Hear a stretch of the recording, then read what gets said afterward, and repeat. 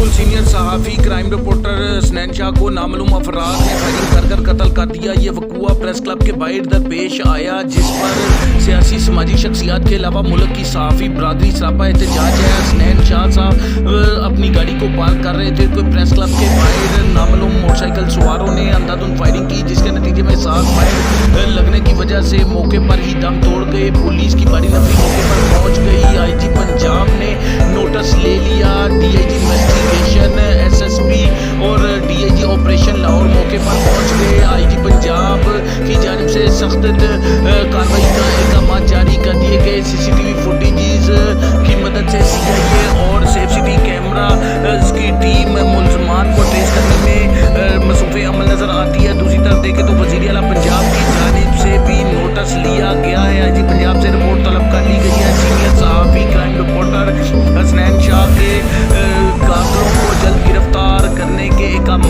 जारी कर दिए गए हैं। गिरफ्तार मुलजमान के लिए मुख्तलिफ नवैयत की तहकीकात जारी है। मुलजमान की गिरफ्तारी के लिए पुलिस मुतहरक नजर आ रही है। हसनैन शाह साहब एक सीनियर सहाफ़ी थे जो कि क्राइम रिपोर्टर हैं। अरसा से क्राइम की फील्ड से वाबस्ता थे और निजी टीवी चैनल के रिपोर्टर थे। सीनियर सहाफ़ी क्राइम रिपोर्टर हसनैन शाह को 7 फायर मारकर कत्ल कर दिया गया। लाहौर प्रेस क्लब के बाहर ये हुआ दरपेश आया, जिस पर वज़ीर आला पंजाब उस्मान बुज़दार की जानिब से नोटिस सामने आ चुका है। पुलिस की बारी नफरी उनके घर पर पहुंच चुकी है और सहाफ़ी हल्के मुल्क भर में एहतजाजी मुजाहरे करने में मसरूफ़ अमल है। सहाफ़ियों का कहना है कि मुलजमान को जल्द गिरफ्तार करके सख्त से सख्त सज़ा दी जाए।